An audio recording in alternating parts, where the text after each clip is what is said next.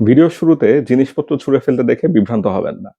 আজকে কথা বলবো একটি হাইলি পটেন্ট এবং পোলারাইজিং পারফিউম ফ্রেঞ্চ অ্যাভিনিউয়ের ভালকান ব্ল্যাক এডিশন নিয়ে। তো ভালকান সিরিজটার সাথে যারা পরিচিত তাদের সবারই পরিচয় মূলত ঘটেছিল ভালকান ফিউ, একটা ম্যাঙ্গো এবং fruit based mass pleasing perfume দিয়ে।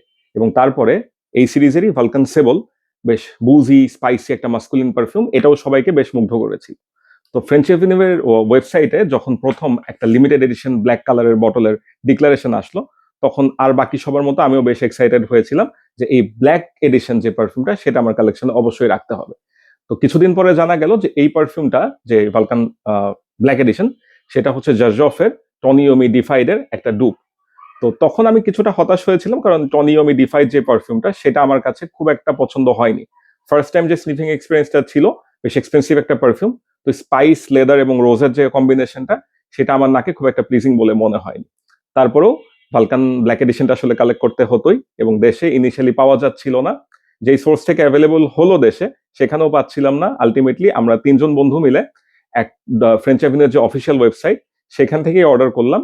এবং একটা সোর্স থেকে যখন বাংলাদেশে সেটা আমরা আনালাম, প্রাইসটা আসলে অনেক অনেক অনেক বেশি পড়ে গেল। তো আজকের ভিডিওর মূল উদ্দেশ্য হচ্ছে যে এই প্রাইস পয়েন্টে এটা কিনা কি আমার জন্য অর্দি ছিল কিনা, একান্তই পার্সোনাল অপিনিয়ন। শুরুতেই যেহেতু বললাম যে টনি ইয়মি পারফিউমটা আমার কাছে ভালো লাগেনি, তো এটার ব্যাপারে আসলে কি অপিনিয়ন থাকবে, এটার ব্যাপারেও অপিনিয়ন সেম, এটাও আমার কাছে ভালো লাগেনি। ফ্রেঞ্চ অ্যাভিনিউর ব্ল্যাক ফ্রাইডে এই পারফিউমটির প্যাকেজিং 10 আউট অফ 10, এটা নিয়ে আসলে কিছুই বলার নেই। খুবই চমৎকার প্যাকেজিং, স্নেক স্কিন লাইক একটা বক্স, খুললে ভেতর থেকে যখন পারফিউমের বটলটা বের হয়, ব্ল্যাক কালারের টেক্সচার, এই যে স্নেক স্কিনের মতো একটা ক্যাপ, এবং এই সাপের চোখে দুটো রেড কালারের স্টোন বসানো, খুবই চমৎকার লাগে।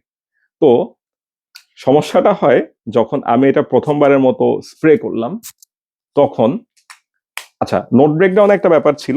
এটা নোট থেকে যেটা দেখা যায় যে টপ নোটে হচ্ছে স্যাফরন, অ্যাপেল, সিনামন, মিডল নোটে হচ্ছে leather and rose, and base নোটে এখান থেকে হচ্ছে পাচৌলি, দেন মাস্ক, মস, এরকম একটা ব্যাপার। যেটা বললাম যে ফার্স্ট স্প্রে করার পরে ওপেনিং থেকে যেটা আমি এক্সপেক্ট করছিলাম সেটার সাথে আমার এক্সপেকটেশন একেবারেই মিলেনি। কারণ শুরুতেই এখান থেকে আমি যে ভাইবটা পাচ্ছি সেটা হচ্ছে মেকআপ কিটে কিংবা মেকআপ বক্সের ভেতরে একসাথে অনেকগুলো লিপস্টিক কিংবা আইশ্যাডো প্যালেটস, আরো অনেক পাউডার, অনেক কিছু ছড়িয়ে ছিটে থাকলে যে বেশ একটা সুইট একটা পাউডারি আইরিশের স্মেলটা পাওয়া যায়, সেই স্মেলটা এটার ওপেনিং এ একেবারেই প্রমিনেন্ট। তো হালকা একটু ড্রাই ডাউন হয়ে যাওয়ার পরে স্যাফরনের কিছুটা হিন্ট হয়তো আসে, আমার নাকে খুব একটা আসে না। সারপ্রাইজিংলি আমি যেই জিনিসটা পাই ড্রাই ডাউনের পরে, সেটা হচ্ছে শু শাইনার এবং জুতার কালি। অর্থাৎ একটা পাউডারি লিপস্টিক নোটের সাথে আমি একটা শু শাইনার জুতার কালি টাইপের ভাইব পাই, সেটার সাথে স্যাফরন কিছুটা কিছুটা হিন্ট দেয়। এবং আলটিমেটলি এটার ব্যাকগ্রাউন্ড থেকে একটা স্ট্রং লেদারের ভাইব চলে আসে, যে লেদারটা অ্যানিমালিক না, যে লেদারটা আবার খুব বেশি হার্শ লেদারও না। তো এই যে যেটা বললাম, যেহেতু বুট পলিশের স্মেল, সেটার সাথে লেদার মিশে যেরকম একটা টেক্সচার ক্রিয়েট করে, অনেকটা সেরকম একটা স্মেল। কিন্তু আমার কাছে এই পারফিউমটার একটা বড় ড্রব্যাক হচ্ছে এই যে সুইট যে ওপেনিংটা ছিল মেকআপ বক্স লাইক, সেটার সাথে এই লেদারি ভাইবটা আমার কাছে খুব একটা ভালো ব্লেন্ডিং বলে মনে হয়নি। এবং আলটিমেটলি ড্রাই ডাউন হয়ে যাওয়ার পরে আমি এখান থেকে পাচলি মাস্ক নোট ব্রেকডাউনে যেটা আসে সেটা কিছুই পাইনি। এই লেদারি ভাইবটাই এটা পারসিস্ট করে যায়। তবে যদি আপনি 40 থেকে 45 মিনিট টলারেট করতে পারেন, সেই ক্ষেত্রে পারফিউমটা অনেকের কাছে ভালো লাগলেও লাগতে পারে। শুরুতেই বলে নিয়েছি, একটা পোলারাইজিং পারফিউম, অর্থাৎ অনেকের কাছে অনেক বেশি পছন্দ হবে, অনেকের কাছে একেবারেই পছন্দ হবে না। আমি সেই সেকেন্ড ক্যাটাগরিতে পড়ি, আমার কাছে পারফিউমটা একেবারেই পছন্দ হয়নি। এবং পারফিউমটা এত বেশি পটেন্সি, আপনি যখন 3-4টে স্প্রে করবেন, এটা পুরো রুম ফিল আপ করে ফেলবে। এবং ম্যাস প্লিজিং তো অবশ্যই না, শুরুতেই বললাম। এবং এটা আসলে ডে টু ডে ওয়ারের জন্য কোনো পারফেক্ট পারফিউম না। উইন্টার ছাড়া বাংলাদেশে এটা আপনি একেবারে ইউজ করতে পারবেন না। ডেট নাইটের জন্য এটা কোনো পারফেক্ট পারফিউম না, কোনো অকেশনে দেওয়ার জন্য অনেকটা চ্যালেঞ্জিং বলে আমার কাছে মনে হয়েছে। আসলে পার্সোনাল অপিনিয়ন নিয়ে কথা বলছি। আরেকটা জিনিস খেয়াল করলাম, এখান থেকে পলিথিনের একটা কথা গতকালকে চলে এসেছিল।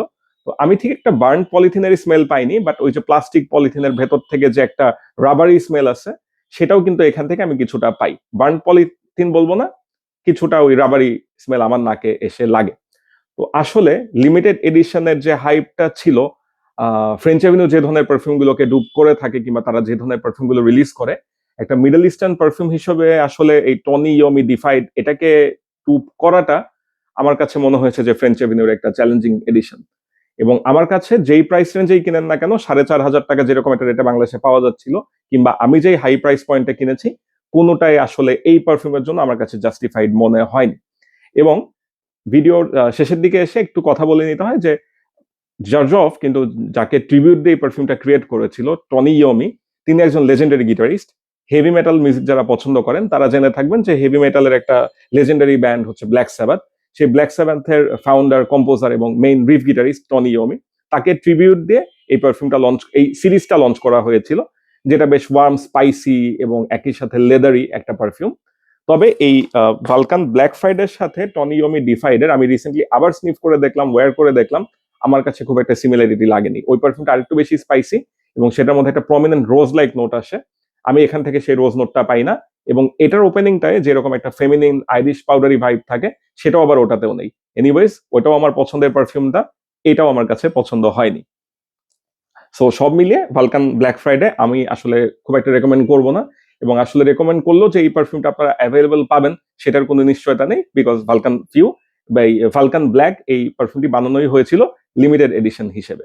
তো যাওয়ার আগে আরেকটা ইনফরমেশন দিয়ে যাই, সেটা হচ্ছে এই ভালকান সিরিজটা যেখান থেকে উৎপত্তি ঘটেছিল, অর্থাৎ ভালকান ফিউ, সেই পারফিউমটা হচ্ছে স্টিফেন লুকাস সাম্বার্টের গড অফ ফায়ার পারফিউমের একটা dupe. Okay, so God of Fire যে অরিজিনাল পারফিউমটা, সেটার সাথে ভালকানের শুধু নোট এবং বটল ওয়াইজ সিমিলারিটি লক্ষ্য করলেও হবে না, এই নামটার একটা ইতিহাস যদি আপনারা জানতে চান, সেটা হচ্ছে Vulkan. Who is Vulkan? Vulkan হচ্ছে রোমান মিথোলজিতে একজন গড, এবং যিনি হচ্ছেন গড অফ ফায়ার।